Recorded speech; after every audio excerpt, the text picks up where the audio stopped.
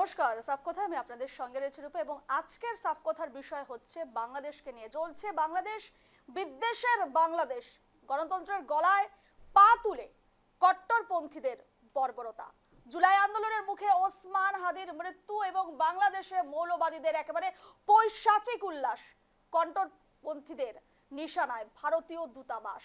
একাধিক সংবাদ মাধ্যমের অফিসে করা হয়েছে আগুন দেওয়া হয়েছে, ভাঙচুর চালানো হয়েছে এবং খুলনায় এক সাংবাদিককে গুলি করে হত্যা। বেছে বেছে ভারতীয় দূতাবাসগুলিতে হামলা চালানো হচ্ছে, বেছে বেছে টার্গেট করা হচ্ছে হিন্দুদের। বিদ্বেষের আগুনে যখন পুড়ছে বাংলাদেশ, তখন কড়া নজর দিল্লির।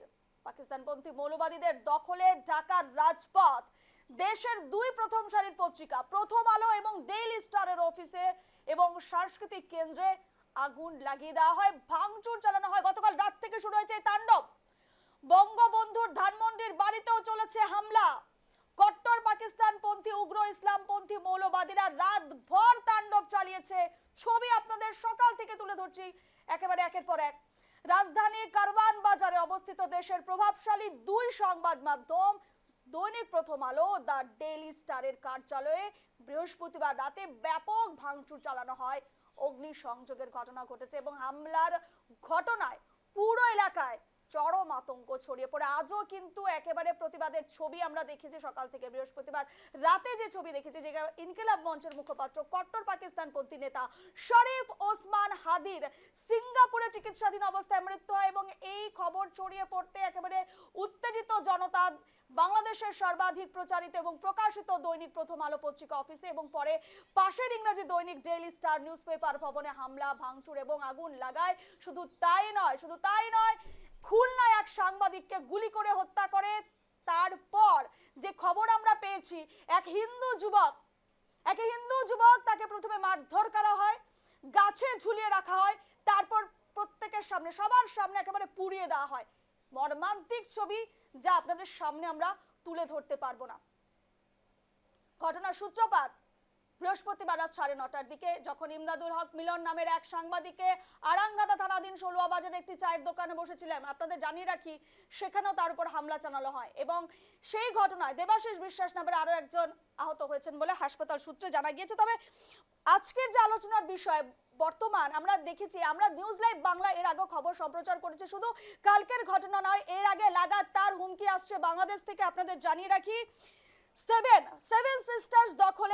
সেভেন সিস্টার্স দখলের হুমকি মুঙ্গেরিলাল হাসনাত আব্দুল্লাহর। সেই বক্তব্য আপনাদের সামনে এর আগেও আমরা রেখেছিলাম। শুধু তাই নয়, পরের দিন এই হাসনাত আব্দুল্লাহ হুমকি দেয় যে ভারতীয় হাই কমিশনারকে লাথি মেরে বের করে দিতে লাগে। অর্থাৎ যে অধ্যত্বপনা ছাড়িয়ে গেছে বাংলাদেশের তরফ থেকে একের পর এক হুমকি। এর আগেও মোহাম্মদ ইউনুস হুমকি দিয়েছিল চিকেন নেক্স নিয়ে, হুমকি দিয়েছিল সেভেন সিস্টার্স নিয়ে। একই সুর শোনা গেছে এই ছাত্রনেতার মুখে। অর্থাৎ প্রশ্ন উঠছে, তাহলে কি মোহাম্মদ ইউনুসের পৃষ্ঠপোষকতা এই ছাত্রনেতাগুলোর এত বারবারন্ত? কোথায় পাচ্ছে সাহস এই বাংলাদেশিরা, এই বাংলাদেশি ছাত্র নেতারা? যদি মোহাম্মদ ইউনুসের ছত্রছায়ায় তারা না থাকতো, তাহলে এত সাহস তাদের হতো না। সবচেয়ে গুরুত্বপূর্ণ বিষয়, একের পর এক হুমকি দিয়ে যাচ্ছে ভারতকে মোহাম্মদ ইউনুস। চুপ। এবং গতকালকের যে ছবি, সেটাও কিন্তু নাড়িয়ে গেছে প্রত্যেক ভারতবাসীকে, শুধু বাংলাদেশি না, প্রত্যেক ভারতবাসীকে নাড়িয়ে গেছে। আমরা আজকে আলোচনা করব। আমাদের সঙ্গে এই মুহূর্তে স্টুডিওতে রয়েছেন বিজেপি নেত্রী মিতানাথ বরা। স্বাগত জানাচ্ছি। আমরা আলোচনা করব এবং আমাদের সঙ্গে এই মুহূর্তে বঙ্গ বিজেপির রাজ্য সভাপতি রথীন্দ্র বোস, আগরতলা প্রেস ক্লাবের সভাপতি প্রণব সরকার, ত্রিপুরা কেন্দ্রীয় বিশ্ববিদ্যালয়ের অধ্যাপক ডক্টর অলোক ভট্টাচার্য, ত্রিপুরা রাষ্ট্রীয় স্বয়ংসেবক সংঘের প্রচার বিভাগ সদস্য অভিজিৎ দেব এবং বাংলাদেশ থেকে জাতীয় হিন্দু মহাজোটের সেক্রেটারি জেনারেল গোবিন্দ প্রামাণিক থাকতে চলেছেন। বাংলাদেশ আওয়ামী লীগ কেন্দ্রীয় কমিটির যুগ্ম সাধারণ সম্পাদক বাহাউদ্দিন নাসিম সাহেবও আমাদের সঙ্গে যুক্ত হতে চলেছেন। ঠিক এই মুহূর্তে কারা রয়েছে যদি আমাকে একটু বলে দেওয়া হয়।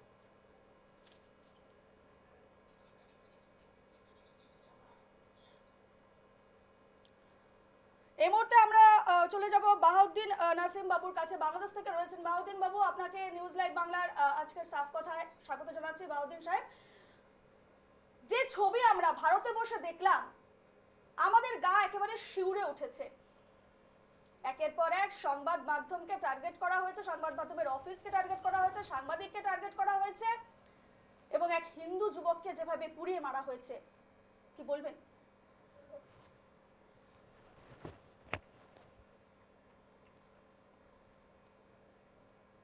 আমি পরিষ্কারভাবে কিন্তু আপনার প্রশ্ন শুনতে পাচ্ছি না। বাহাউদ্দিন সাহেব, সেক্ষেত্রে হ্যাঁ বলছি, বর্তমান বাংলাদেশের যে পরিস্থিতি আমরা দেখতে পেলাম গতকাল রাত থেকে, যে ছবিগুলো আমরা দেখছি আমাদের সকলকে নাড়িয়ে গেছে। একের পর এক সংবাদ মাধ্যমের অফিস ভাঙচুর, প্রথম আলো থেকে শুরু করে আরো একটি ইংরেজি পত্রিকার সংবাদ মাধ্যমের অফিসে ভাঙচুর করা হয়েছে, আগুন লাগিয়ে দেওয়া হয়েছে, সাংবাদিককে খুন করা হয়েছে এবং একজন হিন্দু যুবককে পুড়িয়ে মারা হয়েছে নৃশংসভাবে। বর্তমান বাংলাদেশের যে পরিস্থিতি, কি বলবেন? বাংলাদেশের পরিস্থিতি ভয়াবহ একটি খারাপ পরিস্থিতির মধ্যে, সংকটময় পরিস্থিতির মধ্য দিয়ে 24 সালের 5ই আগস্ট অবৈধ দখলদার ফ্যাসিস্ট ইউনূস এবং তার দোসররা বাংলাদেশকে সম্পূর্ণরূপে একটি ধ্বংসের দ্বার প্রান্তে পৌঁছে দিয়েছে। এই বাংলাদেশে এখন আর জঙ্গিবাদী গোষ্ঠী, সন্ত্রাসী গোষ্ঠী, পাকিস্তানি হানাদার বাহিনীদের এজেন্ট, আইএসআই এর এজেন্ট এবং মহান মুক্তিযুদ্ধের 1971 সালে মহান মুক্তিযুদ্ধ চলাকালীন সময়ে পাকিস্তানি হানাদার বাহিনীর যে দোসররা ছিল, যুদ্ধ অপরাধী, জামাত, শিবির, রাজাকার, আল বদর, আল শামস সহ ধর্মীয় অনুভূতি নিয়ে যারা রাজনীতি করে, অর্থাৎ জঙ্গিবাদী গোষ্ঠীর ধারক বাহকরা আজকে অবৈধ দখলদার ইউনূস সরকারের মদতপুষ্ট হয়ে গোটা দেশকে মনে হচ্ছে বাংলাদেশ বিরোধী গোষ্ঠীর দ্বারাই নিয়ন্ত্রিত জঙ্গিবাদী সাম্প্রদায়িক গোষ্ঠী এবং বাংলাদেশ বিরোধী পাকিস্তানি পন্থীদের, পাকিস্তানি সেই জঙ্গিদের সমর্থন পুষ্ট বাংলাদেশকে আজকে অবৈধ দখলদার ইউনূস সরকার সমর্থন করছেন, পৃষ্ঠপোষকতা করছেন, তারই খেসারত বাংলাদেশে দিচ্ছে। আজকে সাংবাদিকদের কথা বলার অধিকার নাই, সাংবাদিকদের মুখ খোলার অধিকার নাই, লেখার অধিকার নাই। সাংবাদিকদের উপর আক্রমণ, হত্যা, গ্রেপ্তার, মামলা, পত্রিকা অফিসগুলোতে আগুন দিয়ে জ্বালিয়ে ধ্বংস করে দেওয়া হচ্ছে। সমস্ত গণমাধ্যমগুলোকে একে একে দখল করে নেওয়া হচ্ছে। বাংলাদেশে আজকে জাতির পিতা বঙ্গবন্ধু শেখ মুজিবুর রহমানের বাসভবন, মহান মুক্তিযুদ্ধের স্মৃতিচিহ্ন, সেই বাসভবনকে এই গোষ্ঠী, সন্ত্রাসী গোষ্ঠী, জঙ্গিবাদী গোষ্ঠী আক্রমণের পর আক্রমণ, অগ্নি সন্ত্রাস, লুণ্ঠন, বুলডোজার নিয়ে সেখানে হামলা করে ভেঙে চুরে খান খান করে দেওয়া হচ্ছে। আজকে মুক্তিযুদ্ধের স্মৃতিচিহ্ন, বীর শ্রেষ্ঠদের, বীর মুক্তিযোদ্ধাদের, জাতীয় নেতাদের, জাতির পিতার মোরাল, সমস্ত কিছুকে ভেঙে চুরে খান খান করে দেওয়া হচ্ছে। আওয়ামী লীগের মতো রাজনৈতিক দল, গণতান্ত্রিক দলের কার্যালয়গুলোকে পুড়িয়ে গুড়িয়ে ধ্বংস করে দখল করে ফেলা হচ্ছে। আওয়ামী লীগের নেতা কর্মীদেরকে, হাজার হাজার নেতা কর্মী আজকে কারাগারে বন্দী, মিথ্যে মামলা, খুনের মামলা, গুমের মামলা দিয়ে লক্ষ লক্ষ নেতা কর্মী আজকে বাংলাদেশে আত্মগোপনে তারা আছে। তাদেরকে প্রতিদিন ডেভিল হ্যান্ড ট্যুর নামে আওয়ামী লীগের নেতা কর্মীদেরকে গ্রেফতার করা হচ্ছে। কোন আইন নাই, কোন আইনের শাসন নাই, কোন মৌলিক অধিকার নাই, বাক স্বাধীনতা নাই। আজকে বাংলাদেশের বন্ধু রাষ্ট্র মহান মুক্তিযুদ্ধে বীর বাঙালির সাথে, বাংলাদেশের মানুষের সাথে মহান মুক্তিযুদ্ধে যারা আমাদেরকে সমর্থন করেছে, আমাদের মুক্তিযুদ্ধে বীর মুক্তিযোদ্ধাদের সাথে মিত্র বাহিনী হয়ে যারা পাকিস্তানিদের বিরুদ্ধে লড়াই যুদ্ধ করেছে, 17,000 ভারতীয় সেনাবাহিনীর সদস্য এবং অফিসাররা আত্মাহুতি দিয়েছে। একদমই আজকে বাহাউদ্দিন সেই সাহেব, বন্ধুর বাহাউদ্দিন সাহেব আত্মে যে ছবি আমরা আমরা দূতাবাসকে আমরা রক্ষা গতকাল করার থেকে দেখছি, দায়িত্ব হলো, একদমই বাহাউদ্দিন, আন্তর্জাতিকভাবে দায়িত্ব হলো একদমই একদম বাহাউদ্দিন সাহেব গতকাল, বাংলাদেশ সরকারের। একদমই অথচ সেই সরকারের মদতপুষ্টরাই আজকে তাদের অফিসে হামলা করা হচ্ছে, একদম তাদের পরিবার পরিজন নিয়ে যে বাড়িতে বসবাস করে সেখানেও রাতের অন্ধকারে হামলা করা, করা হচ্ছে। শুধু তাই আক্রমণ নয়, শুধু করা। তাই নয়, মনে হচ্ছে একদমই জঙ্গিদের বঙ্গবন্ধুর, দাপটে একদমই বঙ্গবন্ধুর, বাংলাদেশ আজকে একদমই একদমই বাহাউদ্দিন সাহেব অতিষ্ঠ, বঙ্গবন্ধুর ধ্বংসপ্রাপ্ত, ধানমন্ডির ধ্বংসের দ্বার বাড়িতে, প্রান্তে। বঙ্গবন্ধুর ধানমন্ডির বাড়িতে একেবারে দেদার হামলা চালানো হয়েছে এবং চট্টগ্রামে ভারতীয় সহকারী হাই কমিশনার ডক্টর রাজীব রঞ্জনের বাসভবনে হামলা। তাছাড়া যে তথ্যগুলো আমরা পেয়েছি, দেখা গেছে যে ময়মনসিংহের ধর্ম অবমাননার অভিযোগে এনে হিন্দু যুবককে যেভাবে গাছে পিটিয়ে হত্যা করা হয়েছে এবং সে জায়গায় দাঁড়িয়ে ভারতীয় হাই কমিশনারের কার্যালয় বাসভবনে খুলনার ধানমন্ডির 32 নম্বর এলাকায় ছায়ানটের কার্যালয়ে হামলা চালানো হয়েছে এবং দেখা গেছে যে প্রাক্তন মন্ত্রী বীর বাহাদুরের বাড়িতেও আগুন লাগানো হয়েছে এবং আওয়ামী লীগের নেতার বাড়িতে অগ্নিসংযোগ। অর্থাৎ শুধু একটি দুটি জায়গা নয়, বাংলাদেশের একাধিক জায়গাকে টার্গেট করা হয়েছে। এটা খুবই দুঃখজনক, লজ্জাস্কর। স্বাধীন দেশে গণতান্ত্রিক চেতনায় সমৃদ্ধ, মুক্তিযুদ্ধের চেতনায় সমৃদ্ধ অসাম্প্রদায়িক রাজনীতি বাংলাদেশের সংবিধানে সংযোজিত করা হয়েছে এবং বাংলাদেশ সকল ধর্মের, সকল ধর্ম বর্ণ নির্বিশেষে সমান অধিকার নিয়ে বসবাস করবে এবং পাহাড়ি জনজাতি গোষ্ঠী তাদেরও সমান অধিকার। এটাই হলো বঙ্গবন্ধু শেখ মুজিবুর রহমানের নেতৃত্বে গঠিত বাংলাদেশের সাংবিধানিক চেতনা। আজকে একদমই, সেই চেতনা একদম ভুলণ্ঠিত। আজকে আপনি যে খবরটি গুলো আপনি এখানে নিয়ে এসেছেন, সত্যি ঘটনাগুলোই আপনি উপস্থাপন করেছেন। ময়মনসিংহের দীপক দাস, সে একটি একটি শিল্প কল কারখানায় তিনি কাজ করেন। তিনি একটি টেক্সটাইল মিলে কর্মরত। তাকে ধর্মের বিরুদ্ধে, ধর্মকে বিরুদ্ধে তিনি নাকি অসম্মান করেছেন, এই অভিযোগ তুলে, মিথ্যা অভিযোগ তুলে হ্যাঁ তাকে গাছে ঝুলিয়ে পিটিয়ে তাকে হত্যা করার পরে, একটা মানুষের মৃত্যুর পরে তাকে আগুন দিয়ে পুড়িয়ে দেওয়া হয়েছে। এ একটা বীভৎস মর্মান্তিক ঘটনা।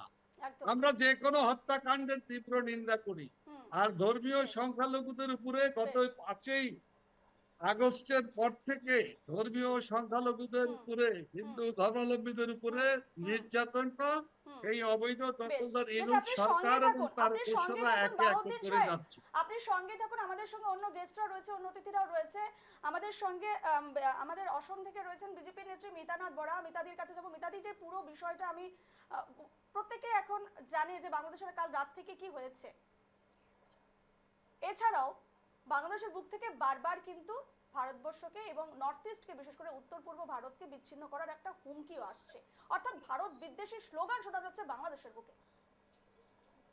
দেখো, প্রথম তো আমি বলে দেবো, এই যে হাসনাত আবদুল্লাহ বা যেই হোক, আর ওখানে উনি না, ও আরো কয়েকজনই আমরা বাংলাদেশ থেকে এরকম শুনেছি, আমি একজন একজন নাম বলবো, যে ভারতবর্ষ নর্থ ইস্টের উপরে যদি ওরা এক চোখ দেয় তাহলে এটা পুরো খাটাং যে ওনাদের দুই চোখ বার করে দেওয়া হবে। আমাদের মুখ্যমন্ত্রী ডক্টর হিমন্ত বিশ্ব শর্মা কয়েকদিন আগে বলেছে সবাই সবসময় বাংলাদেশ থেকে যে আমাদের চিকেন নেকের উপরে ওদের চোখ আছে আর চিকেন নেকটাকে আলাদা করে দেবে। তো এটা যেন বাংলাদেশ একদম পুরো শুনে নেয় এই নিউজ লাইভ বাংলার এই মিডিয়াম থেকে, যে বাংলাদেশে দুটো চিকেন নেক আছে আর এই দুটো চিকেন নেক কিন্তু ভারতবর্ষর 25 ঘন্টাও লাগবে না, 24 আওয়ার্সও লাগবে না নিয়ে যাওয়ার জন্য। সেজন্য ওনারা যে এটা বলছে, আমি ভাবি এইসব যে বলছে, এতগুলি ধমকি একটা দিচ্ছে, this is just Islamic fantasy. এখন থেকে না, আমরা অনেক বছর থেকে ইন্ডিপেন্ডেন্স থেকে আমরা দেখছি ইটস আ ফ্যান্টাসি অফ দেশ, যে সবসময় আমরা ভারতবর্ষে বা নর্থ ইস্টকে আমাদের চাই বা আক্রমণ করব বা নর্থ ইস্টকে আলাদা করে দেব। আর এখন ওরা জবের থেকে আমরা জানি যে মোহাম্মদ ইউনিস গভর্নমেন্ট এসেছে, একটা পাকিস্তানের ব্যাকিং আছে, পাকিস্তানের আইএসআই এর ব্যাকিংয়ে যা যা হচ্ছে মনে হচ্ছে পাকিস্তানের ব্যাকিংয়ে পুরোপুরি হচ্ছে। কারণ এইভাবে যেভাবে হিন্দুদের উপরে ওখানে বাংলাদেশে নিজের ওখানে যেভাবে অত্যাচার চলছে গত কয়েক বছর, ইনফ্যাক্ট আমি জাস্ট বিবিসি বাংলা সেখানে আমি সেদিন একটা ইন্টারভিউ দেখলাম, আর আপনাদেরই ওখানে বাংলাদেশের জাহাঙ্গীরনগর ইউনিভার্সিটির একজন প্রফেসর উনি নিজেই বলল যে যখন থেকে মোহাম্মদ ইউনূসের এসেছে, ইন্টারিম গভর্নমেন্ট বলে বলা হয়, মানে ক্রাইম বাংলাদেশ এখন মানে আফটার পাকিস্তান যেটা আমরা একটা টেররিস্ট নেশন বলি, এখন মনে হচ্ছে বাংলাদেশে crime record and crime graph is going higher. মানে 15 মাসে 50টা ক্রিমিনাল গ্যাং লর্ডসদেরকে রিলিজ করে দেওয়া হয়েছে। শটা মিলিটেন্ট যারা খুবই কনভিক্টেড মিলিটেন্ট ছিল তাদেরকে ছেড়ে দেওয়া হয়েছে। যারা যারা পুলিশের সে আর্মারি যেখানে থাকে ওখানে লুট করেছে তাদেরকে ছেড়ে দেওয়া হয়েছে। 2025-এ একা এই যে বাংলাদেশের যে আপনার জামায়াতের আর বিএনএফ এর যে রাইভালরি চলেছে, শ মানুষ মারা গেছে, কিন্তু মনে হচ্ছে বাংলাদেশে হিউম্যান রাইটস বলে কোনো জিনিস নেই। Human rights is in a total failure. বাংলাদেশের এখন দেখেন দুইটা জিনিস চলছে, ইন্টারনাল ফ্যাকশনালিজম পুরোপুরি, পুরো দেশটা যদি আপনি জানেন আগে মোটামুটি বাংলাদেশের ইকোনমি বলতে বলে একটু ভালোই ছিল কি শেখ হাসিনা গভর্নমেন্ট থাকার সময়, কিন্তু এখন দেখা যাচ্ছে যে বাংলাদেশের ইকোনমি ইন্টারনাল ফ্লেক্সিজম এত বেশি বাংলাদেশ এখন ধ্বংস হয়ে যাচ্ছে যে ওনাদের সব কিছুতে whatever they are going down on একটাই দেখে ভারতবর্ষ, সব কিছুর জন্য ভারতবর্ষকে দায়ী করতে চায়। আর নর্থ ইস্টের উপরে আপনার যেটা বললেন সেটা এখন থেকে না, আমরা জানি যখন ভারতবর্ষর পার্টিশন হয় তখনও ওনারা চেয়েছিল মুসলিম লীগের যেটা যে নর্থ ইস্ট বাংলাদেশের ইস্ট পাকিস্তান যখন বলা হতো সেটা হয়, তখনও হয়নি। তারপরেও অনেক চেষ্টা করেছে, তখনও হয়নি। আচ্ছা, আরেকটা ইন্টারেস্টিং কথা, বাংলাদেশ এখন বলছে যে নর্থ ইস্টে কেমনে হামলা করবে, তার মানে একটা যুদ্ধ চাচ্ছে। আজকে কি বাংলাদেশের ক্যাপাসিটি আছে যুদ্ধ করার? বাংলাদেশের ক্যাপাসিটি আছে? বাংলাদেশে 1970 যুদ্ধতে তখনও কিন্তু ভারতবর্ষ বাংলাদেশকে বাঁচিয়েছিল পাকিস্তান থেকে। কয়েকদিন আগে বাংলাদেশের এখানে একটা প্লেন ক্র্যাশ হয়েছিল, তখনও কিন্তু ভারতবর্ষ থেকে হেল্প নিয়ে পুরো, কেন ওদের ইনফ্রাস্ট্রাকচার নেই। আজকে ওরা যুদ্ধ করবে, আজকে বাংলাদেশের আর্মির কত স্ট্রেংথ? 2,30,000 মতন আর্মি আছে। আর ভারতবর্ষের আর্মি কি 15 লাখের উপরে প্লাস স্ট্যান্ড বাই আর্মি আছে। আজকে বাংলাদেশের ডিফেন্স বাজেট যেখানে আছে হার্ডলি 3.3 বিলিয়ন ইউএস, ভারতবর্ষের কত অলমোস্ট 80 ইউএস বিলিয়ন। তো কোন দিক থেকে পারে না। তো এইসব just it's a big noise, this are big noise, they are হলো ইনসাইড। না ওদের ইনফ্রাস্ট্রাকচার আছে, না ডিফেন্স স্ট্রেংথ আছে, একবারে শূন্য কলসের শব্দ বেশি, কোনো ক্ষমতা নেই বাংলাদেশের যে হুমকিগুলো নিয়ে আসছে। This is fantasy, this is fantasy. একদম এই মুহূর্তে আমাদের সঙ্গে শিলিগুড়ি থেকে রয়েছেন বঙ্গ বিজেপির রাজ্য উপসভাপতি রথীন্দ্র বোস। রথীন্দ্র বাবু, নিউজ লাইভ বাংলার আজকের সাবকথার এই বিশেষ আলোচনায় আপনাকে স্বাগত জানাচ্ছি। রথীন্দ্র বাবু, আপনার কাছে যাব এবার। রথীন্দ্র বাবু, যে বাংলাদেশের ছবিগুলো উঠে আসছে, এর আগে আমরা দেখেছি মোহাম্মদ ইউনূস চিকেন নেক নিয়ে একেবারে হুঁশিয়ারি দিয়েছেন দখল করার, এবং তারপর বলেছেন উত্তর পূর্বকে একেবারে ভারত থেকে বিচ্ছিন্ন করে দেওয়া হবে, এবং তারপর যে কালকের ছবিটা আমরা দেখলাম বাংলাদেশের বুকে ভারত বিরোধী স্লোগান, কি বলবেন?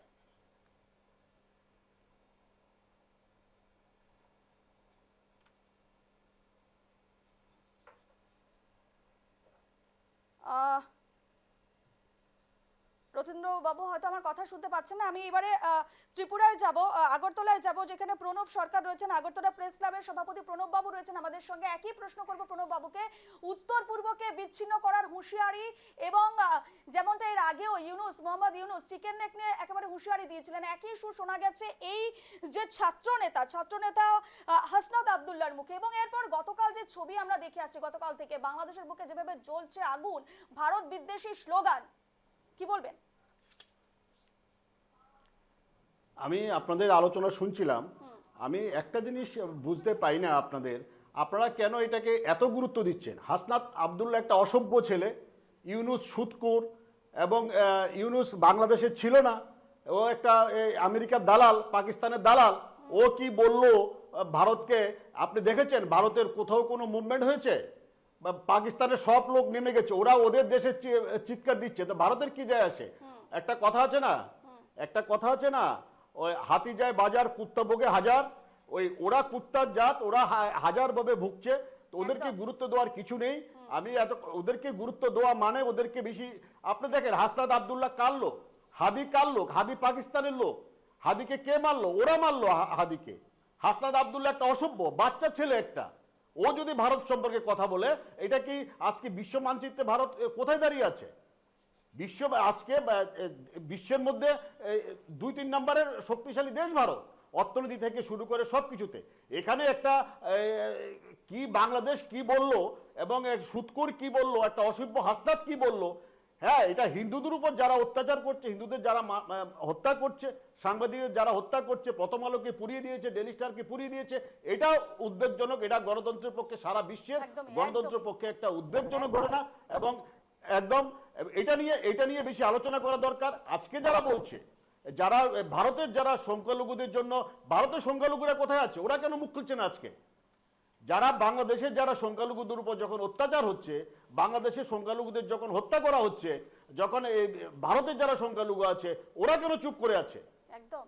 ওদের ওদের মুখ খোলা উচিত আজকে। ওদের ওদের বলা উচিত, কেউ বসে আছে লখনৌতে, কেউ বসে আছে দিল্লিতে, কেউ মসজিদে ইফতার পার্টি করছে, ওরা কেন কিছু বলছে না? একদমই সবচেয়ে ওদের গুরুত্বপূর্ণ আজকে- বিষয় ওরা খুব এনজয় করছে। ভারতের সংখ্যালঘুরা যতটা সেফ, বাংলাদেশে যেভাবে সংখ্যালঘুদের ধরে ধরে, শুধু কালকের ঘটনা নয়, সেই যে যুবককে মারা হচ্ছে সেটি নয়, তার আগেও একাধিকবার সাংবাদিকদের টার্গেট করা হচ্ছে, তার আগে একাধিকবার সংখ্যালঘুদের টার্গেট করা হচ্ছে। আমরা যদি দেখি 24-এর যে আন্দোলন, যে ছবি, সেই সময়কার কথা যদি আমরা ভাবি, কত সংখ্যালঘু ঘর ছাড়া হয়েছে, কত সংখ্যালঘুদের মেরে ফেলা হয়েছে। আপনি একটা জিনিস বলতে পারবেন, একটা ডাটা বলতে পারবেন যে ভারতে কোথাও কোনো সংখ্যালঘু আক্রান্ত হয়েছে একদমই। বাংলাদেশের ঘটনার পর? একদমই। কোথাও আক্রান্ত হয়নি, কোথাও আক্রান্ত হয়নি। ওরা খুব একটাই দেশ যেখানে সংখ্যালঘুরাই বেড়ে যাচ্ছে। amongst 56 কান্ট্রিজ ভারতে এখানে একদম। আছে যেখানে সংখ্যালঘু বেড়ে যাচ্ছে।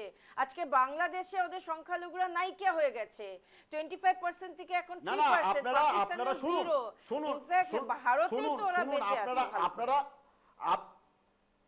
আপনারা এসব নিয়ে কথা বলুন, এইসব নিয়ে কথা বলুন, আপনারা কথা বলুন। আপনাদের মুখ্যমন্ত্রী কথা বলছে, হেমন্ত বিশ্ব শর্মা কথা বলছে, মাদ্রাসাতে জঙ্গি তৈরি করা হচ্ছে, মাদ্রাসায় জঙ্গিদের তালিম দেওয়া হচ্ছে, ওদের বিরুদ্ধে কথা বলুন। সংখ্যালঘুর নাম করে ভারতে জঙ্গি হচ্ছে, আর বাংলাদেশে ওরা জেল থেকে সব জঙ্গিদের ছেড়ে দিয়েছে, ওরা সব হিন্দুদের হত্যা করছে, সাংবাদিকদের হত্যা করছে, সাংবাদিকদের জেলে পুরিয়ে রাখা হচ্ছে। ছায়ানটের মতন সংস্কৃতি কেন্দ্র গোটা ভারত এবং বাংলাদেশে আছে নাকি? ওটাকে ধ্বংস করে দেওয়া হলো, ওদের হারমোনিয়াম নিয়ে গেল। এটা বর্বর একটা জাতি এখন যারা ক্ষমতায় আছে, ওরা বর্বরতা চালাচ্ছে। ওদের বিরুদ্ধে আমাদের বেশ, সংখ্যালঘুরা বেশ, কোথায়? এই মুহূর্তে জুড়ে গেছে আমাদের সঙ্গে, জুড়ে গেছে বাংলাদেশের জাতীয় হিন্দু মহাজোটের সেক্রেটারি জেনারেল গোবিন্দ প্রামাণিক। গোবিন্দ বাবু, নিউজ লাইভ বাংলার আজকের আলোচনা আপনাকে স্বাগত। গোবিন্দ বাবু, কি ছবি দেখছি আমরা বাংলাদেশের বুকে? সংবাদ মাধ্যমের কার্যালয় ভেঙে চুরমার করে দেওয়া হচ্ছে, আগুন লাগিয়ে দেওয়া হচ্ছে, হিন্দু যুবককে একেবারে পিটিয়ে মেরে একেবারে জ্বালিয়ে দেওয়া হচ্ছে। শুনুন আমার কথা শুনুন। গোবিন্দবাবু তো মুখ খুলছে না। গোবিন্দবাবু কেন মুখ খুলছেন না? গোবিন্দবাবু আছে, গোবিন্দবাবুর কাছে প্রশ্ন করেছি, জাস্ট জয়েন করেছে। গোবিন্দবাবুর মুখ থেকে শুনবো কি হচ্ছে বাংলাদেশে। ভারত বিদেশি স্লোগান হচ্ছে, জ্বালিয়ে দেওয়া হচ্ছে, সেখানে একের পর এক সংবাদ মাধ্যমের কার্যালয় পুড়িয়ে দেওয়া হচ্ছে, সংখ্যালঘু যুবককে, সাংবাদিক খুন হচ্ছে, কি হচ্ছে বাংলাদেশের বুকে? উত্তর চাই।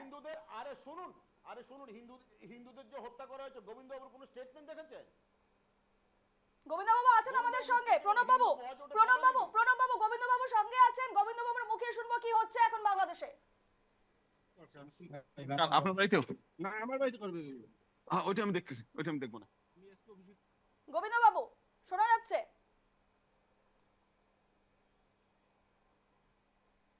রূপা, আমি এখানে অ্যাড করতে চাবো যে এখানে এক মিনিট ভূমিকা দি। গোবিন্দবাবু শুনতে পাচ্ছেন কি? হবে কি করে? পিসিআর আপনার নির্বাচন হবে কথা বলে আমার পিসিআর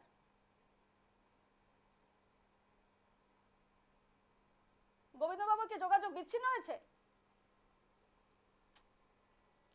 দেখো, আমি এখানে একটু অ্যাড করতে চাবো হ্যাঁ, যে বিদ্যুৎ বলুন। এই ট্রেন্ডে আমরা খালি হাসনাত আব্দুল্লাহ বলছি আর ও একটা ইউথ লিডার, কিন্তু আমরা এটা ভুলে যাচ্ছি যে জামাতে ইসলামের আব্দুল আলিল আমিন আজমি কয়েকদিন আগে ও এই কথা বলা হয়েছে যে ইন্ডিয়াকে ডিভাইড করা উচিত।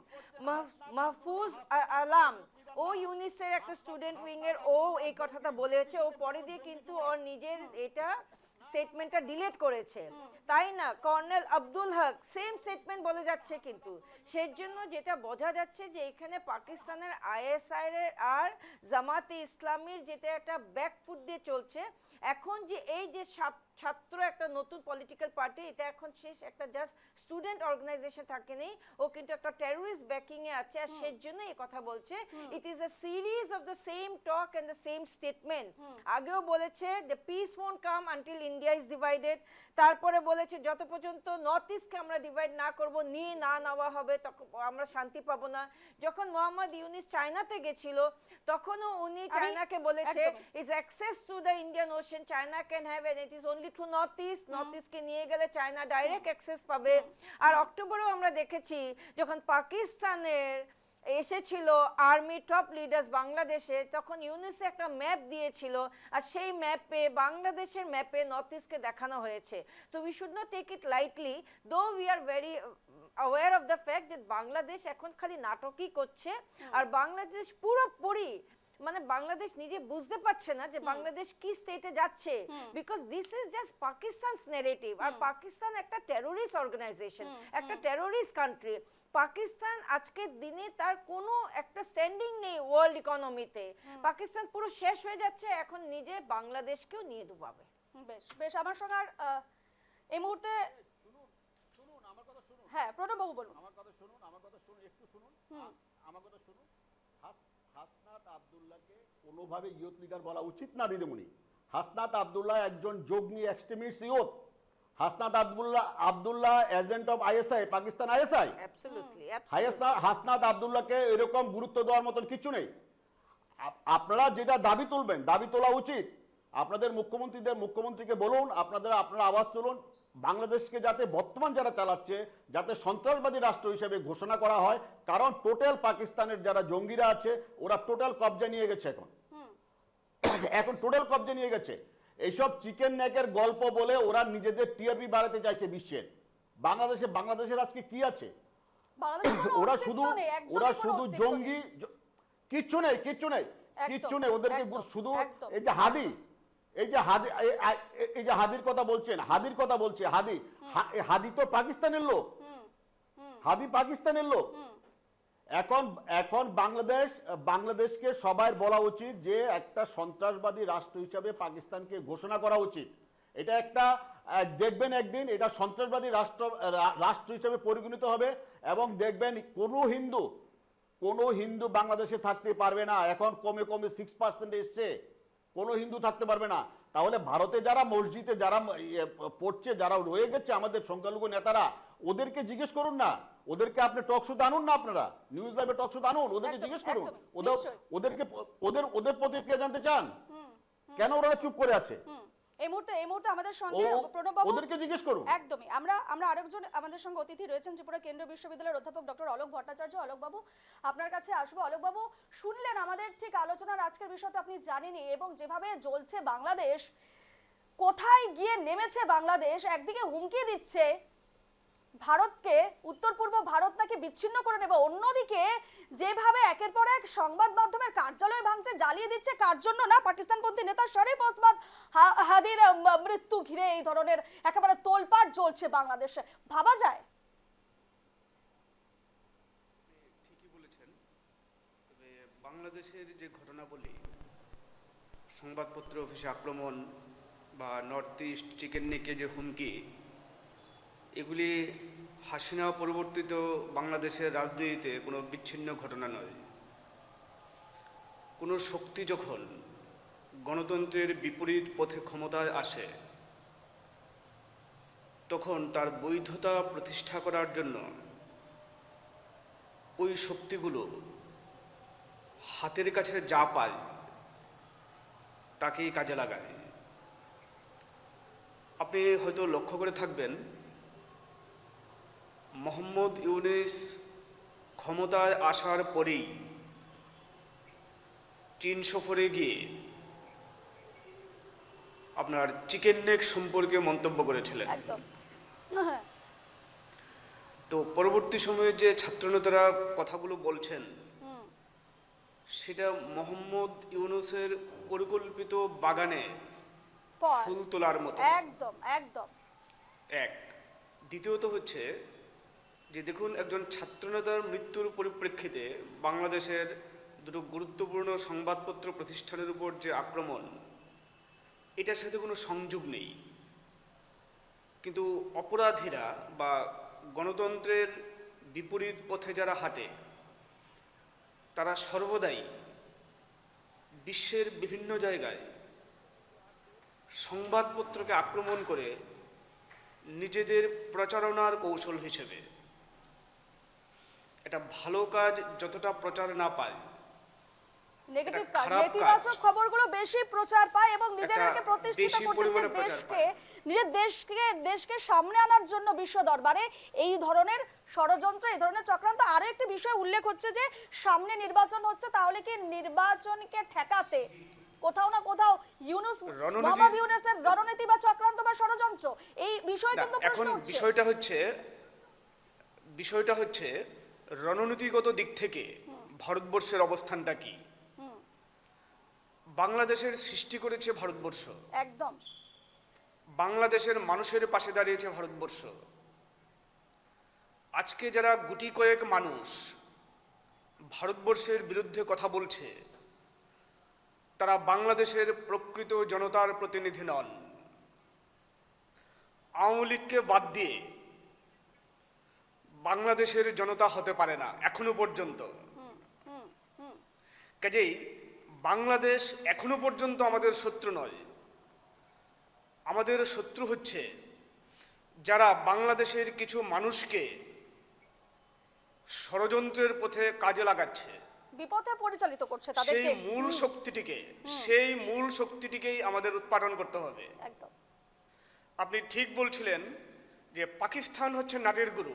একদম এখন বাংলাদেশ যদি আমাদের বিরুদ্ধে কথা বলে, এখন পাকিস্তানের বিরুদ্ধে আমাদের পাক অকুপাইড কাশ্মীর নিয়ে আমাদের বেশি কথা বলতে হবে। আমাদের রিয়েল ইন্টারন্যাশনাল রিলেশন বলে প্র্যাগমেটিজম, আমাদের মতাদর্শগত দিক থেকে আফগানিস্তানের সাথে আমাদের হয়তো কিছু সমস্যা আছে, কিন্তু পাকিস্তানকে জব্দ করার জন্য আফগানিস্তানের সাথে বন্ধুত্বের হাত আরও বেশি আমাদের প্রসারিত করা দরকার। বাংলাদেশের ইউনূস আর নবগঠিত জাতীয় নাগরিক পার্টির কিছু লোকের জন্য আমরা পুরো বাংলাদেশের পরিকল্পনাটাকে হাতে নেব না। আমরা বাংলাদেশকে আক্রমণ করব আমাদের যদি চিকেন নেকের উপর আক্রমণ করে, একদম। বাংলাদেশের সেই সাহস হবে না, সেটা হবে না, ওই নিশ্চিত করে বলা ক্ষমতাই যায়। নেই, ওই ক্ষমতাই নেই অলোক বাবু। কিন্তু যেহেতু বাংলাদেশের রাজনীতি আসছে ফেব্রুয়ারি ভোটে, তথাকথিত ভোট, আপনি লক্ষ্য করে থাকবেন যে বাংলাদেশের রাজনীতিতে সর্বদাই ভারত বিদ্বেষী প্রচার তাদের একটা রাজনৈতিক কৌশল হয়। একদম। এটা বিএনপির ক্ষেত্রে আপনারা দেখেছেন। জামাতে ইসলাম এই জাতীয় নাগরিক পার্টিকে কাজে লাগিয়ে এই ভারত বিদ্বেষী যে বেশ। জাতীয়তাবাদ তাকে কাজে লাগাতে চায়। একদম একটা দেশ যখন গণতন্ত্রের বিপরীত পথে হাঁটে তখন পারভার্টেড ন্যাশনালিজমকেই তাদের একমাত্র অস্ত্র হিসেবে মনে করে। ওরা নির্বাচন পর্যন্ত এরা ভারত বিদ্বেষী প্রচার করবে, ভারতের বিরুদ্ধে কথা বলবে, কিন্তু ভারতের পক্ষ থেকে আমরা বাংলাদেশ ছোট হলেও আমাদের রণনীতির ক্ষেত্রে আমাদের জন্য কোনো ঘাটতি না থাকে। একদম একদম পুরো চিকেন নেক 20 থেকে 22 কিলোমিটার রয়েছে, সেখানে নিরাপত্তার চাদরে অলরেডি ভারত সরকার মুড়ে দিয়েছে, কিন্তু সেখানে অবকাঠামোকে, ইনফ্রাস্ট্রাকচার ডেভেলপমেন্টকে আরো বেশি জোরদার করতে হবে। জ্বলছে বাংলাদেশ, বিদ্বেষের বাংলাদেশ এবং গণতন্ত্রের গলায় যেন একেবারে পা তুলে কট্টরপন্থীদের বর্বরতা এবং জুলাই আন্দোলনের মুখে ওসমান আদির মৃত্যু এবং তাকে ঘিরে একেবারে উত্তাল বাংলাদেশ, বাংলাদেশের মৌলবাদীদের পৈশাচিক উল্লাস। আমরা আজকে আলোচনায় রয়েছে, আমাদের সঙ্গে বিশিষ্ট অতিথিরা রয়েছেন, আমাদের সঙ্গে রয়েছেন এই মুহূর্তে আগরতলা প্রেস ক্লাবের সভাপতি প্রণব সরকার। প্রণব বাবুর কাছে এবারে যাব। প্রণব বাবু, যে বিষয়টি নিয়ে আমরা আলোচনা করছিলাম, যার জন্য, যে দেশের জন্য বাংলাদেশ স্বাধীনতা পেল, এত অকৃতজ্ঞ স্বার্থপর বাংলাদেশ হুমকিও দিচ্ছে, ভারত বিরোধী একেবারে স্লোগানও দিচ্ছে এবং হিন্দুদের বেছে বেছে মারছে, অর্থাৎ সংখ্যালঘুদের একেবারে জ্বালিয়ে পুড়ে ছারখার করছে। আপনি একটা জিনিস দেখবেন যে আপনি একটা কথা কিছুক্ষণ আগে বলছিলেন, খুব কারেক্টলি বলছিলেন যে এই পরিস্থিতি কেন তৈরি হয়েছে। আমি আপনার এই প্রশ্নের শেষ প্রশ্নের পরে আসছি। আমি আপনাকে একদম সাম আপ করে দিচ্ছি আজকের এটার জন্য। এটা হলো আমেরিকার সেন্ট মার্টিন দ্বীপ চাই, পাকিস্তানের সেনা ঘাঁটি চাই, এ হলো ওদের উদ্দেশ্য। আর যারা করছে তারা সব পাকিস্তানের এজেন্ট এবং এবং ওরা পাকিস্তানের হয়ে কাজ করছে, জঙ্গিদের হয়ে কাজ করছে, আইএসআর হয়ে কাজ করছে। আপনাদের যে মুখ্যমন্ত্রী এই হেমন্ত বিশ্ব শর্মা, উনি একটা কথা বলেছিলেন আজকে থেকে বেশ কয়েক মাস আগে বলছিলেন, আমি ভাবছিলাম যে আপনাদের এখানে যিনি আছেন বিজেপির নেত্রী উনি বলবেন, উনি বলেছিলেন যে মাদ্রাসাতে এখন আর শিক্ষক তৈরি হয় না, মাদ্রাসাতে তৈরি হয় জঙ্গি। এইসব বাংলাদেশে যতগুলো মাদ্রাসা আছে দেখবেন ম্যাক্সিমাম এগুলো জঙ্গি তৈরি হয়। এবং আরেকটা প্রশ্ন আপনি করছিলেন যে উনি বলছিলেন যে আপনি বলছিলেন যে সামনে যে নির্বাচনের কথা ইলেকশন বলছেন, রয়েছে, হ্যাঁ। এটা একদম কারেক্টলি বলেছেন যে নির্বাচনটাকে প্রহসন করার জন্য জোর করে বানচাল করার জন্য, যেভাবে হ্যাঁ। 5 আগস্টের পরে ক্ষমতা দখল করেছে সেভাবে ক্ষমতা টিকে থাকার জন্য আপনি দেখবেন ইউনূস রাষ্ট্রপতির সাথে একবারের জন্য দেখা করেনি। কার নির্দেশে? একজন স্বৈরাচারী শাসক, সুদখোর, একটা ব্যাংক চালাতো, ওই বাংলাদেশে ছিল না, ওই একটা চিটিংবাজ, ও চালাচ্ছে বাংলাদেশ। আর সেই বাংলাদেশে নির্বাচন হবে? সেই বাংলাদেশে জঙ্গি হবে না, অকৃতজ্ঞ হবে না, বেঈমান হবে না, তো কি হবে? আমি আগেও বলেছি, এখনো বলছি, বাংলাদেশে যারা সংখ্যালঘু আছে ওদেরকে আজকে বাঁচাতে হবে। এই দায়িত্ব ভারতকেই নিতে হবে। এবং ভারতের যারা সংখ্যালঘু নেতা আছে সঙ্গে এই মুহূর্তে একদম ওনারা না ইম্পর্টেন্ট কথা এখানে ছেড়ে যাচ্ছি আমরা। মিতাদি বলো। দুটো ইম্পর্টেন্ট কথা দেখেন, আমরা যে উনি যেরকম বলছে এখানে পাকিস্তানের ব্যাকিং, ইউএস এর ব্যাকিং, সেটা আমরা পুরো একদম জানি। আর খাটাং কেন হয়েছে, আপনারা যদি নিউজ ফলো করছেন, বাংলাদেশে কয়েকদিন আগে আহমদ খানকে পাওয়া গেছে। আহমদ খান একজন পাকিস্তান ন্যাশনাল ছিল, ওনাকে একটা 5 স্টার হোটেলে ওনাকে স্পট ডেড পাওয়া গেছে। উনি না, তার আগেও যে বাংলাদেশের যে পুরোপুরি উনি সেন্ট মার্টিনের কথা বললো, আমেরিকান ন্যাশনালরা ওখানে এসেছে, আমেরিকানে সিআইএ অপারেটিভরা ওখানে আছে, টার্কিশ ইন্টেলিজেন্সেরও মানুষ আছে। যত দেখা যায় বাংলাদেশ থেকে খালি এইসবই না, ভেতরে ভেতরে 17 আমেরিকান এজেন্ট, কন্ট্রাক্টার্স, ওদের মৃত্যু হয়েছে বাংলাদেশে। টার্কিশ ইন্টেলিজেন্সে 5-6 জনের মৃত্যু হয়েছে, লোকালাইজ 25-30 জনের মৃত্যু হয়েছে যারা ওদেরকে ফ্যাসিলিটেট করে। এইসব যদি রেকর্ড আর ডেটা সবাই জানে তাহলে বুঝবে যে বাংলাদেশে কি হচ্ছে। 1 নম্বর। দ্বিতীয় নম্বর, আমরা সবাই ভুলে যাচ্ছি যে অপারেশন সিন্দুর হওয়ার পরে একটা আলাদা কিন্তু একটা ব্যবস্থা চলছে। আমরা সবাই ভাবি অপারেশন সিন্দুর যে আমরা খালি পাকিস্তানের এয়ার বেসেস, মিলিটারি বেসেস আর টেরোরিস্ট বেসেসগুলিকে ধ্বংস করেছি, কিন্তু তার ভিতরের একটা গুরুত্বপূর্ণ থেকে গেছিল, সেটা হলো পাকিস্তানের drug business, the narco business, যেগুলি জেইএম এন্ড এলইটি ক্যাম্পসের ভেতরে, ওয়্যার হাউসের ভেতরে লুকিয়ে এটা করা হয়েছিল, সেগুলি ধ্বংস হয়ে গেছিল অপারেশন সিন্দুরের জন্য। পাকিস্তানের এখন একটা দেশ চাই যেখানে এরা করতে পারে। JeM has found Bangladesh as a safe country, যেখান থেকে পাকিস্তানের পুরো নার্কো বিজনেস ইউজ করছে। এখন এইটাই দেখেন, আপনি যদি দেখেন এই কার্গোগুলিতে। মিতাদি, আমি একটু থামাবো। আমাদের সঙ্গে এই মুহূর্তে জুড়ে গেছেন বঙ্গ বিজেপির রাজ্য উপসভাপতি রথীন্দ্র বোস। রথীন্দ্র বাবু, আপনাকে নিউজ লাইভ বাংলার আজকের আলোচনায় একটু দেরি হয়ে গেছে আপনার সঙ্গে যোগাযোগ করতে, ক্ষমা চেয়ে নিচ্ছি। তার আগেই স্বাগত জানাচ্ছি। প্রথমে দেখলেন রথীন্দ্র বাবু কিভাবে জ্বলছে বাংলাদেশ, একের পর এক সংবাদ মাধ্যমের অফিস জ্বালিয়ে দেওয়া হচ্ছে, একেবারে ছারখার করে দেওয়া হচ্ছে, পাশাপাশি হুমকি। এর আগে আমরা মোহাম্মদ ইউনূসকে দেখেছি হুমকি দিচ্ছে চিকেন স্ন্যাক নিয়ে, এবারে উত্তর পূর্ব ভারতকে একেবারে বিচ্ছিন্ন করার হুমকি, ছাত্র নেতার পাশাপাশি হাই কমিশনারকে লাথি মেরে বের করে দেওয়ার হুমকি।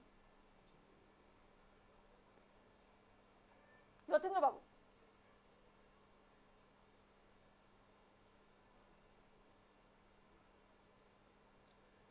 রথীন্দ্র বাবু শোনা যাচ্ছে?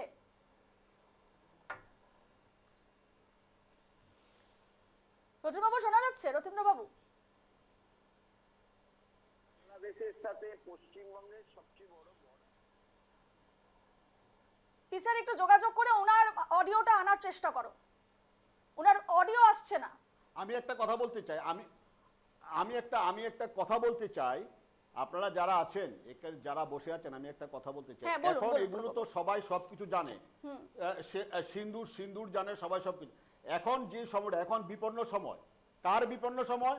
এখন বাংলাদেশের সোজা সাপটা হিন্দুদের বিপন্ন সময়। একদম। আমি সংখ্যালঘু, আমি ডাইরেক্টলি বলবো হিন্দুদের, হিন্দুদের রক্ষা করবে কে? একদম। বাংলাদেশের হিন্দুদের রক্ষা করবে কে? আমি একদমই আমি বাংলাদেশের হিন্দুদের একদমই। রক্ষা করতে হবে না না, শুনুন হ্যাঁ, বলুন। শুনুন, বাংলাদেশের হিন্দুদের রক্ষা করতে হবে ভারতকে, এই দায়িত্ব নিতে হবে ভারতকে। ভারত এখন বাংলাদেশের হিন্দুদের রক্ষা করতে হবে। মাত্র 6% আছে, বাংলাদেশে মন্দির রক্ষা করতে হবে। বাংলাদেশে যারা ওনারা বেরোতে পারছে না, আজকে সারাদিন আমাদের সাথে কথা হয়েছে, আমার সাথে অনেক হিন্দু ভাইয়ের কথা হয়েছে, ওনারা বাড়ি থেকে বেরোতে পারছে না। হিন্দুদের হিন্দু সাংবাদিকের কিভাবে বর্বরভাবে মেরেছে, একজন হিন্দু ভাইকে মেরেছে। এখন সবাই উচিত, আপনারা যারা টক শোতে বসে আছেন, যারা বিজেপির নেত্রী আছেন, আপনাদের কাছে বলছি, আপনারা বলুন যে ভারতকে এই দায়িত্ব নিতে হবে। এই কথা বললে হবে না যে এই সিন্দুর টু হয়েছে, তাহলে ভারত এইভাবে সিন্দুর অপারেশন করে হিন্দুদের রক্ষা করুক, বাংলাদেশের হিন্দুদের রক্ষা করুক। একদমই বাংলাদেশের হিন্দুদের কে রক্ষা করবে? একদমই একদমই বাংলাদেশের যারা সাংবাদিক আছে, এই যে ছায়ানটের যিনি প্রধান ছিলেন, ওনাকে পদ্মভূষণ পদ্মশ্রী তো ভারত দিয়েছে, ওনার প্রতিষ্ঠানকে ছাড়কার করে দেওয়া হয়েছে। তো ওদেরকে রক্ষা করবে কে? এখন একদম রক্ষা করার সময়, পিক সময় এসে গেছে। এতদিন ধরে আমাদের হিন্দুদের হত্যা করা হয়েছে, সবাই আমরা সহ্য করেছি, কেউ বিবৃতি দিয়েছে, কেউ টক শোতে বসে আলোচনা করেছি, এইসব আলোচনার সময় শেষ। এখন সবাই মিলে বলতে হবে, আওয়াজ তুলতে হবে। এক আওয়াজে যদি কথা না শোনা যায়, 100 কোটির আওয়াজ তুলতে হবে যে বাংলাদেশের হিন্দুদের রক্ষা করতে হবে। এখন বাংলাদেশ এগুলো যেগুলো করছে, এই কিছু জঙ্গিদের দিয়ে মিছিল করাচ্ছে, জঙ্গিদের অ্যাটাক করছে, মানে বাকি যে 6% হিন্দু আছে ওদেরকে যাতে কিভাবে ধ্বংস করা যায়, বাংলাদেশ যাতে হিন্দু মুক্ত করা যায়, বাংলাদেশ যাতে একজনও সংখ্যালঘু না থাকে, সেদিকে নজর দিতে হবে ভারতকে। একদমই হিন্দুদের রক্ষা করতে হবে বাংলাদেশ থেকে। একদমই। প্রণব বাবু আমাদের সঙ্গে এই মুহূর্তে জুড়ে গেছেন ত্রিপুরা রাষ্ট্রীয় স্বয়ংসেবক সংঘের প্রচার বিভাগ সদস্য অভিজিৎ দেব। অভিজিৎ বাবু, আপনাকে স্বাগত জানাচ্ছি আজকের এই আলোচনায়। অনেকটা এগিয়ে গেছি আমরা আলোচনায়, তবে প্রশ্ন একটাই থাকছে, বাংলাদেশে হিন্দুরা কিন্তু একেবারে প্রচন্ড সমস্যায় রয়েছেন এবং যেমনটাই প্রণববাবু বলছেন, তাদের রক্ষার ক্ষেত্রে ভারতের এগিয়ে আসা উচিত। এবং যেভাবে হিন্দু এক যুবককে প্রকাশ্যে মারার পর গাছে ঝুলিয়ে যেভাবে জ্বালিয়ে দেওয়া হয়েছে, একেবারে গা শিউরে ওঠা ঘটনা, কি বলবেন?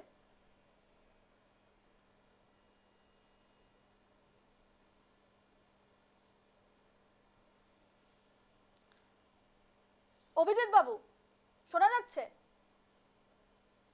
হ্যাঁ, শুনতে পাচ্ছি, বলুন। হ্যাঁ, বললাম বাংলাদেশের যে অবস্থা, যেভাবে চলছে বাংলাদেশ, এবং যেভাবে হিন্দুদের টার্গেট করা হচ্ছে, এর আগেও করা হয়েছে, এবারও করা হয়েছে, হিন্দু এক্সকিউজ মি ম্যাডাম, একটু হ্যাঁ হ্যালো হ্যাঁ হ্যালো, আপনি যদি একটু আস্তে বলেন তাহলে আমার জন্য শুনতে সুবিধা হয়। আচ্ছা, বলছি বাংলাদেশের বর্তমান যে পরিস্থিতি, সে জায়গায় দাঁড়িয়ে আপনার কি মন্তব্য? হিন্দুরা একেবারে সমস্যায় রয়েছেন, সেখানে 6% যে হিন্দু রয়েছেন যথেষ্ট? দোষক যারা পাকিস্তানের এজেন্ট, হ্যাঁ, শোনা যাচ্ছে অভিজিৎ বাবু? যারা স্পষ্ট শোনা যাচ্ছে না, আপনি এরা সাম্প্রদায়িক আমার হাতে গোষ্ঠী, কিচ্ছু নেই, এরা পিসিআর প্লিজ। সাম্প্রদায়িক রাজনীতি করে, প্রণব বাবু যা উগ্রবাদী বলছেন, জঙ্গিবাদীদের হ্যাঁ লালন পালন বাহুদ্দিন, করে। হ্যাঁ এরা বাহুদ্দিন সাহেব, শুধুমাত্র হ্যালো, আমি কিন্তু হিন্দুদেরকেই কিছু হত্যা শুনতে পাচ্ছি না। করছে, হিন্দুদের সম্পত্তি লুণ্ঠন করছে, এটা না। এটা এর পাশাপাশি সকল ধর্মাবলম্বী, মুসলিম খ্রিস্টান যারা হ্যালো। আছে, যারা আওয়ামী লীগ করে, যারা আওয়ামী লীগের রাজনীতি নীতিতে বিশ্বাসী, যারা মুক্তিযুদ্ধের চেতনায় সমৃদ্ধ, যারা অসাম্প্রদায়িক করে না রাজনীতি করে, এরকম হিন্দু আছে, যারা এরকম খ্রিস্টানও আছে। বাংলাদেশের সংবিধানের করে না প্রতি এরকম শ্রদ্ধাশীল, হিন্দু আছে, এরকম খ্রিস্টানও আছে। সকলের উপরেই ওদেরকে রক্ষা কিন্তু করতে হবে। শুধু এরা আওয়ামী লীগ করে বলে শুধু হিন্দুদের রক্ষা করতে হবে, ভাবে যারা আওয়ামী লীগ করে না বলে আক্রমণ ওদেরকে করে রক্ষা করা যাবে যাচ্ছে, না। না, তারা আমি হত্যা আপনাদের করছে, এগিয়ে হতে পারলাম না দাদা। তারা লুণ্ঠন না করছে। না না না না না না, একদম না। সব হিন্দুদের, আমাকে সব যদি- সংখ্যালঘুদের আমাকে রক্ষা কথা করতে হবে, বলতে খ্রিস্টানদের রক্ষা দিলে করতে হবে। আমি কিছু কথা বলতাম। বাংলাদেশে এখন দখলদার সরকার, ইউনুস সরকার দখলদার সরকার, অসাংবিধানিক সরকার, যার কোনো ম্যান্ডেট নাই।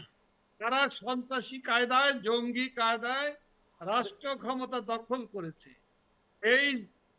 এই দখলদার বাহিনী, এই দখলদার সরকার মূলত পাকিস্তানের এজেন্ট হিসাবে তারা কাজ করছে, আইএস এর এজেন্ট হিসাবে কাজ করছে। এরা কারা? এরা বাংলাদেশ বিরোধী শক্তি, বাংলাদেশের স্বাধীনতা, সার্বভৌমত্ব এবং গণতন্ত্র, সাংবিধানিক শাসন, অসাম্প্রদায়িক চেতনায় এরা বিশ্বাস আওয়ামী করে। লীগের ভূমিকা সুতরাং কিছু এই দখলদার দেখতে পাচ্ছি না আমরা সরকারের হাত বাংলাদেশের থেকে বুকে। গোটা বাঙালি বাউদ্দিন জাতিকে, বাউদ্দিন সাহেব বাংলাদেশকে বাউদ্দিন সাহেব আওয়ামী যদি লীগ একটি হিন্দুদের জন্য শান্তি, কি করছে? উন্নতি, অগ্রগতি, বাউদ্দিন সাহেব শুনতে পাচ্ছেন সম্প্রীতি, আমার প্রশ্নটা? সকল ধর্ম, বর্ণ, জাতি, বাহারুদ্দিন গোষ্ঠী সাহেব, নির্বিশেষে বাহারুদ্দিন সাহেব, সম্প্রীতির ভারতে যারা সংখ্যালঘু নেতা আছে সরকার ওদেরকে বলুন না, প্রতিষ্ঠা করতে হলে ওদেরকে বাহারুদ্দিন সাহেব সেখানে বাংলাদেশে ভারতের যারা অবাধ, সংখ্যালঘু নেতা আছে সুষ্ঠু, ওদেরকে বলুন না একটু মুখ খুলতে, গণতান্ত্রিক, ওদেরকে একটা স্টেটমেন্ট দিতে সাংবিধানিক বলুন না। ভাবে জনগণের ভোটের মধ্য দিয়ে বাহারুদ্দিন এই বাবু, সকল বাহারুদ্দিন বাবু, আপনি ভারতের যারা সংখ্যালঘু নেতা আছে ওদেরকে বলুন না একটা স্টেটমেন্ট দিতে। না, ওনারা দিবে না তো। ওরা কেন চুপ করে আছে এখন বাংলাদেশে পর্যন্ত? আমি দুদিন আমি ধরে চলছে, ওইভাবে দুদিন ধরে আক্রমণ চলছে করতে হিন্দুদের চাই উপর না। সন্ত্রাস। তারা এরকম অনেকে আছে, আপনারাই বলুন তারা আসলে কি একটা করে। মন্দির খুলতে পারছে না, একটা মন্দির খুলতে পারছে না। এবং আপনি বলুন না, ওনারা এখানে না বলে আপনি ওদেরকে বলুন যে সংখ্যালঘু একটা বিবৃতি, আপনি ওদেরকে বলুন যে সংখ্যালঘু নেতা যারা ভারতবর্ষে আছে ওনারা কি করছে, ওনারা কি শুধু টিভিতে বসে বসে তামসা দেখছে? না, আমি ওইটা তো না, আমি শুধু আমি বলবো বাংলাদেশেও কিছু ধর্মীয় সংখ্যালঘু সংগঠন আছে, তারা কি করছে, তারা কেন কথা বলে? আরে আপনি তো তারা- কথা, আপনি তো যারা বিপন্ন, আপনি যারা বিপন্ন তাদের উপর আবার বিপন্নতা তৈরি করছেন। যারা বিপন্নতার মধ্যে রয়েছে তাদের উপর আবার বিপন্ন। আরে যারা সুখে শান্তিতে আছে, 5 স্টারে বসে আছে, উত্তরপ্রদেশে বসে আছে, দিল্লিতে বসে আছে, ওদের এইসব সংখ্যালঘু নেতাদের বলুন না। আপনাদের আমি যে যারা কথাটা আসামে বসে আমরা আছে বলি, বড় বড় সংখ্যালঘু নেতা, ওনাদের বলুন না মুখ খুলতে, ওনাদের বলুন না কালকে একটা গুয়াহাটি শহরে মিছিল করতে, বলুন না ওদেরকে বলুন আজ গুয়াহাটি শহরে একটা মিছিল করতে সংখ্যালঘু নেতাদের, যাদেরকে যারা ভোট চায়, ভোট দেয়, যাদেরকে যারা ভারতের রাজনীতি করে, ভারতে খায়, ভারতে পড়ে, ওদেরকে বলুন না এই বিষয়টা নিয়ে মিছিল করতে বলুন না, কাছাড় একটা মিছিল করতে বলুন না ওদেরকে। এটা আমি বলবো না, এটা আপনাদের আপনি আবার বলছেন যে এখানকার বাংলাদেশের আভ্যন্তরীণ সংখ্যালঘু, রাজনীতির ওরা তো বিষয়, এমনি সেই ধরতে বিষয়টার পারছে না। সাথে সেই বিষয়টা নিয়ে আমি বলতে চাই না। আমি না না না না না, আমি এসেছি, এরকম বললে তো হবে না দাদা। আপনাকে আমন্ত্রণ দিয়েছেন, আমি এসেছি বাংলাদেশের গণতন্ত্র বিপন্ন, মানবিক কোন মূল্যবোধের অবশিষ্ট নেই, আইনের শাসন নেই, এখানে গণমাধ্যমের গলা টুটি চেপে রাখা হয়েছে। বাংলাদেশের কোন সাংবাদিক ন্যায়সঙ্গত কথা লিখতেও পারে না, বলতেও পারে না, উপরন্তু তাদেরকে মামলা, গ্রেপ্তার, হত্যা সবই চলছে। এটা খুলনাতে একজন সাংবাদিক এমদাদুল ইসলামকে সেদিন আগে হত্যা করা হলো। কিভাবে সারা দেশব্যাপী সাংবাদিক বলেন, আওয়ামী লীগের নেতা কর্মী, মুক্তিযুদ্ধের চেতনায় বাউদ্দিন সাহেবকে বিশ্বাস্ত, আমি একটা প্রশ্ন করব এই মুহূর্তে। মুক্তিযুদ্ধের বাউদ্দিন বাবু, অসাম্প্রদায়িক চেতনায় বিশ্বাসী যারা, বাউদ্দিন সাহেব গ্রেপ্তার আমি করা, হত্যা একটা করা প্রশ্ন এটা একটা প্রশ্ন নিয়মিত করব। ব্যাপারে পরিণত হয়েছে একটা প্রশ্ন এবং করব। ধর্মীয় বাউদ্দিন সংখ্যালঘুদের সাহেব, উপরেও একই অত্যাচার চলছে এবং এটা মনে হচ্ছে এটি মেটিকুলাসলি ডিজাইন করেই হুম, বাংলাদেশে পাকিস্তানি এবং আইএসআই এজেন্টদের একটি তাদের দখলকৃত বঙ্গরাজ্যে পরিণত করা হচ্ছে বাংলাদেশকে। অথচ বাংলাদেশ তো রূপা, একটি স্বাধীন হ্যাঁ, সার্বভৌম রাষ্ট্র, গণতান্ত্রিক প্রণব বাবু, রাষ্ট্র আমি ছিল। একটা প্রশ্ন রূপা, বাউদ্দিন এখানকার মানুষরা বাহারুদ্দিন বাবু, হিন্দু, বাবুকে মুসলিম, বৌদ্ধ, খ্রিস্টান মিলেমিশে বসবাস করে। এটাই আমাদের ঐতিহ্য, এটাই বাঙালির জাতিসত্তা এবং এই নীতিতে বিশ্বাস। এটা বাংলাদেশের সংবিধান, হত্যা করছে, মহান এই ব্যাপারে মুক্তিযুদ্ধে ভারতের সংখ্যালঘুরা চুপ কেন? একটা প্রশ্ন জিজ্ঞেস করো না। একদম বাহাউদ্দিন বাবু, প্রণব বাবু যে প্রশ্নটা আপনাকে করছেন যে যেভাবে সংখ্যালঘুদের উপর বাংলাদেশে অত্যাচার করা হচ্ছে, তাহলে ভারতের যারা সংখ্যালঘুরা আছে তারা কেন কোনো পদক্ষেপ নিচ্ছে না? তারা কোনো কিছু কেন দাবি করছে না? তারা কেন এগিয়ে আসছে না তাদের রক্ষায়? কারণ সংখ্যালঘুরা, ভারতের যারা সংখ্যালঘু আছে তারা এখানে সেফ আছে, কিন্তু আপনাদের দেশে সংখ্যালঘুদের অবস্থা যা চরমে রয়েছে, মানে ভাবার বাইরে। যে ছবিগুলো আমরা দেখে আসছি গত 24 থেকে, যথেষ্ট ভাবাচ্ছে আমাদের। আর আপনাদের দেশের যা হাল, সে জায়গায় থ্রেট আসছে, আপনাদের দল কি করছে, মানে কি বলবেন এই বিষয়ে? এবং আরো একটা প্রশ্ন আপনার কাছে আপনি রাখবো। যদি আমাকে বলতে সুযোগ দেন তাকে আমি বলি। হ্যাঁ, আপনি আওয়ামী সংক্ষেপে লীগ একদম। আওয়ামী লীগ বাংলাদেশ আওয়ামী লীগ নীতি আদর্শগত ভাবেই আমরা আমরা অসাম্প্রদায়িক, গণতান্ত্রিক, ধর্মনিরপেক্ষ, জাতীয়তাবাদী, মুক্তিযুদ্ধের চেতনায় সমৃদ্ধ রাজনীতি করি। আমরা সকল ধর্মের প্রতি আমরা শ্রদ্ধাশীল, তাহলে- এটা আমাদের নীতি, বেশ এটা আওয়ামী লীগের আদর্শ। বেশ আমরা কারো লুণ্ঠন, খুন, ধর্ষণ, এটা আওয়ামী লীগের নেতা কর্মীরা কখনোই এটা ভাবতেও আচ্ছা, পারে একটা না। কথা, একটা প্রশ্নের আমরা উত্তর দিন। আজকে যে বাংলাদেশের পরিস্থিতি, দেশ- এটা কি পূর্ব পরিকল্পিত ষড়যন্ত্র ইউনূসের?